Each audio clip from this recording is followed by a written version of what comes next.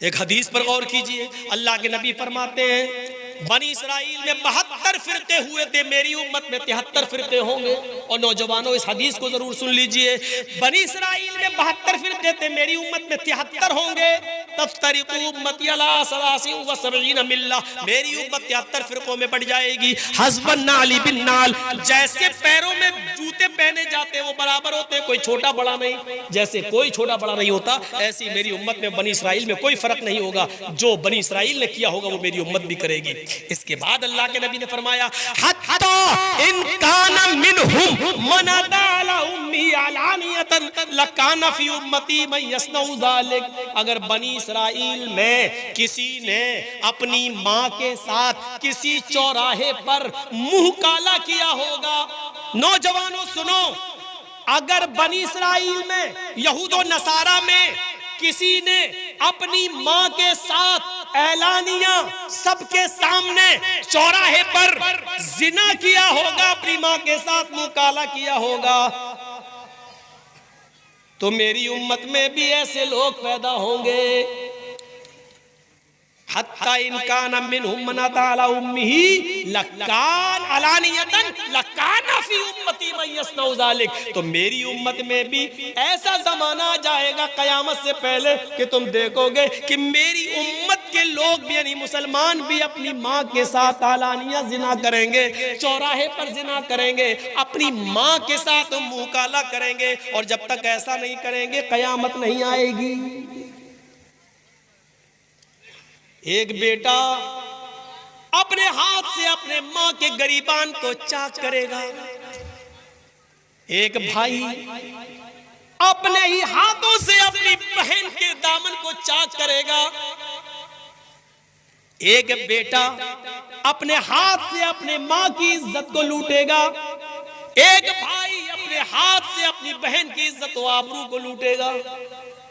जानते हो, इस नौजवान को उसकी माँ के साथ खेलने पर और उसकी बहन की इज्जत को तार तार करने पर कौन सी चीज जिम्मेदार होगी?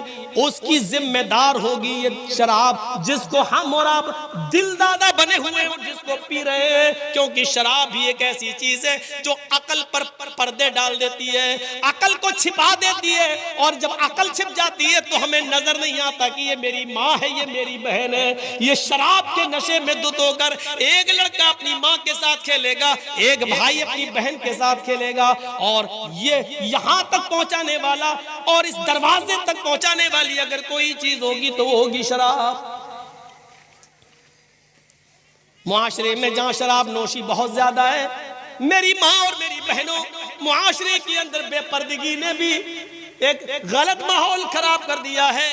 आजकल जल से भी उससे महफूज न रहे। जल से होते हैं तो मेला लगता है, और मेला लगता है तो नौजवान लड़के और लड़कियां उस मेले में जाते हैं, उनकी लिपस्टिक भी होती है, पर्दा तो बंगाल में दिखाई नहीं देता है। मेरे भाइयों, जहां तालाब के अंदर एक तरफ लड़के और दूसरी तरफ लड़कियां नहाती हुई नजर आती हो, वहां से कौन सी उम्मीदें लगाई जा सकती है?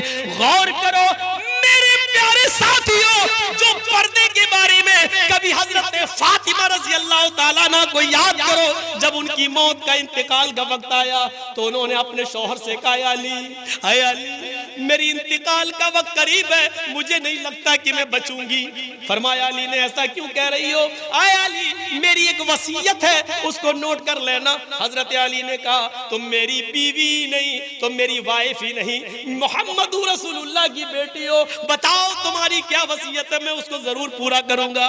कहने लगी फातिमा, आए अली जब मेरा इंतकाल हो जाए, जब मैं इस दुनिया से रुखसत हो जाऊं, जब मैं इस दुनिया से चली जाऊं, तो मेरे जनाजे को, मेरी लाश को कफन से ढांक देना। सफेद रंग का कफन जब मेरी लाश पर चढ़ाओ तो मेरी लाश को मेरी चारपाई पर बिठाकर जब कब्रिस्तान की तरफ लेकर जाओ तो आए अली रात के अंधेरे में ले जाना, ईशा की नमाज के बाद मुझे कब्र में दफनाना, दिन के उजाले में दफन न करना, मेरी कब्र को दिन में, मेरी लाश को दिन में न उतारना कब्र में।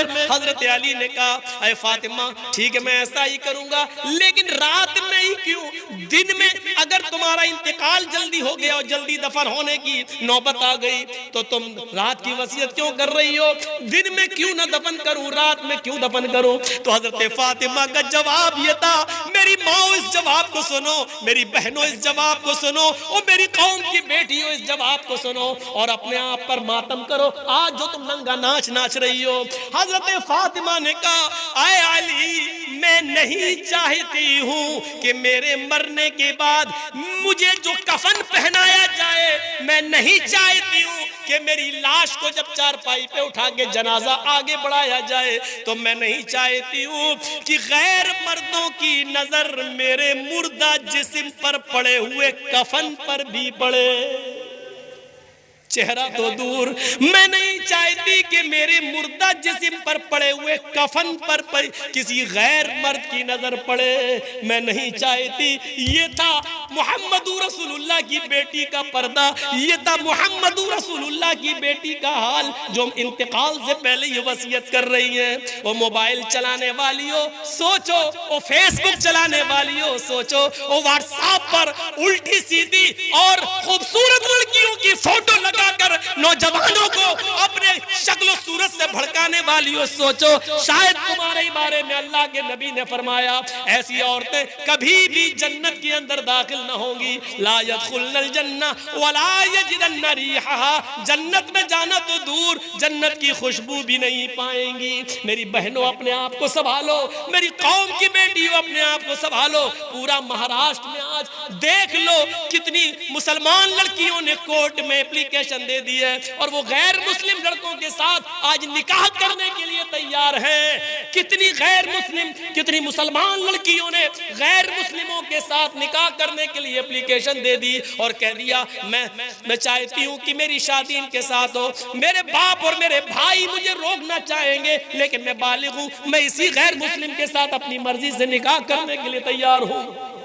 ये इसी बेपर्दगी का हाल है, ये इसी कॉलेज और यूनिवर्सिटी में लड़कों के साथ को एजुकेशन लेने का नतीजा है। मेरी बहनों, अपने आप को बचाओ, मेरी कौम की बेटियों, बहुत बड़ी साजिश इस सियासी हुकूमत इस मौजूदा दौर की हुकूमत में तुम्हारे खिलाफ रची जा रही है। कॉलेजों में, स्कूलों में लड़कों को जगह, मुस्लिम लड़कों को पढ़ने के लिए वैकेंसी नहीं दी जा रही है, कहा जा रहा जगह फुल हो गई, और लड़कियों को जगह दी जा रही है और कहा जा रहा है कि लड़कियों के लिए जगह मौजूद है, लड़कियों के लिए इतना कोटा मौजूद है। वो जानते हैं कि जब लड़कियां मुसलमानों की हमारे कॉलेज में और स्कूलों में आएंगी और हमारे हिंदू और गैर मुस्लिम लड़कों के साथ बैठकर जब पढ़ेंगी, तो जाहिर है कि आग और पेट्रोल एक जगह रह ही नहीं सकता है, मोहब्बत और इश्क की आग लगेगी, और फिर ये हमारे भाई, हमारे बेटे इन लड़कियों को अपनी बहू बनाकर लाएंगे, और फिर इनसे गैर मुस्लिम बच्चे पैदा होंगे।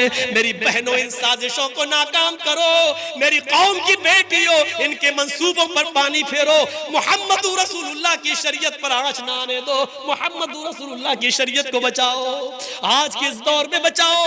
अगर इस्लाम के अंदर हाथ जोड़ना जायज होता तो मेरी कौम की बेटियों में तुम्हारे हाथ जोड़ लेता। अगर इस्लाम के अंदर भीख मांगना जायज होता तो मैं अपना दामन फैलाकर तुमसे भीख मांग लेता। मेरी कौम की बेटियों, मेरे दामन में इतनी भीख डाल दो कि तुम अपने आप को पर्दे में रखो, अपने आप को फेसबुक और व्हाट्सएप और मैसेंजर से बचा लो और इस्लाम की खिदमत करो, हजरत फातिमा जैसा पर्दा करो। और इतना न करो तो कम से कम मौजूदा मुआशरे में ऐसा तो करो कि तुम्हारे माँ बाप की और भाइयों की इज्जत, उनकी छल्ली छल्ली ना हो, उनको शर्मिंदगी महसूस ना हो, मुआशरे को शर्मिंदगी महसूस ना हो, इतना तो कम से कम करिए। 10:30 से 12:30 हो चुके हैं, 2 घंटे काफ़ी है।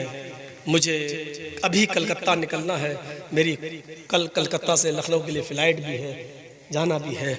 मेरे भाइयों, दुआओं में याद रखिएगा, ज़िंदगी रही तो फिर कभी आपसे मुलाकात होगी। हम अल्लाह से दुआ करते हैं, अल्लाह हमें शिर्क से बचा ले, अल्लाह हमें माँ बाप की खिदमत करने की तौफीक अता फरमा, 5 वक्त की नमाज का पाबंद बना ले, शराब नोशी से हमारे मुआशरे को पाक व साफ रखते, और आए अल्लाह हमारी माँ बहनों को पर्दे की तौफीक अता फरमा। जब तक तो हमें ज़िंदा रख, इस्लाम पर ज़िंदा रखना, और जब हमारा खात्मा हो तो ईमान पर हमारा खात्मा फरमाना। वमा अलैना इल्लल बलागुल मुबीन व आखिरु दअवाना अनिल हम्दुलिल्लाहि रब्बिल आलमीन। अस्सलामु अलैकुम व रहमतुल्लाहि व बरकातहू।